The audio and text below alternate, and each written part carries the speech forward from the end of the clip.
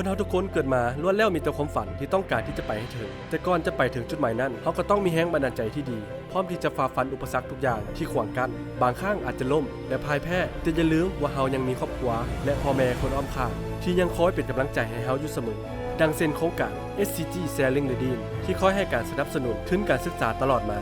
โครงการ SCG Sharing the Dream เป็นโครงการที่ส่งเสริมการศึกษาให้กับเด็กน้อยนักเรียนที่เป็นคนดีตั้งใจเรียนรู้จักช่วยเหลือพ่อแม่และมีผลการเรียนที่ดีแต่ขาดเพียงทุนทอนในการต่อยอดการศึกษาส่วนกิจกรรมนี้ทาง SCG ได้เริ่มจัดขึ้นในประเทศอาเซียนและสปป.ลาวได้เริ่มโครงการนี้ตั้งแต่ปี 2012 เป็นต้นมาโครงการ SCG Sharing the Dream สร้างแรงบันดาลใจให้กับเด็กน้อยนักเรียนทุกคนกล้าคิดกล้าฝันกล้าลงมือเฮ็ดและไปให้ถึงฝันในอนาคตสบายดีน้องเองซื้อนางลักกี้เสริมมาลีตอนนี้น้องได้มาศึกษาที่มหาวิทยาลัยสวรรณเขตอยู่ที่บ้านนาเซงแรงบันดาลใจของน้องก็คือครอบครัวเห็นความพยายามความอดทนของเพิ่นที่เพิ่นพยายามต่อสู้ถึงว่าร่างกายเพิ่นบ่สมบูรณ์พิการทั้งแข้งทั้งขาก็ตามและน้องก็เอาเพิ่นเป็นแรงผลักดันได้รับทุนของ SCG และชีวิตของน้องก็ได้มีการเปลี่ยนแปลงหลายอย่างเนาะนำทุนนั้น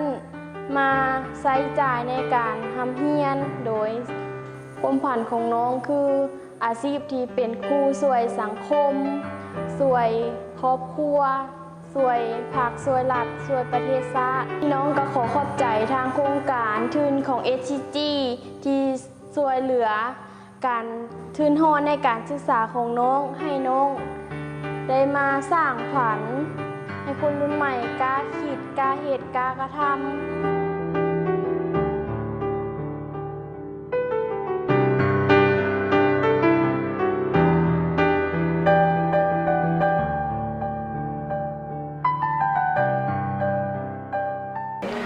สวัสดีน้องชื่อนางคำเมอร์ดวงมณีจันทร์ปัจจุบันกำลังศึกษาอยู่มหาวิทยาลัยแห่งชาติในส่วนแห่งบันดาลใจของน้องก็คือคนในครอบครัวโดยเฉพาะแม่เรื่องการน้องได้รับถึงชีวิตของน้องมีการเปลี่ยนแปลงหลายเพราะว่าน้องบ่คิดเลยว่าน้องจะได้มาเรียนต่อในจุดนี้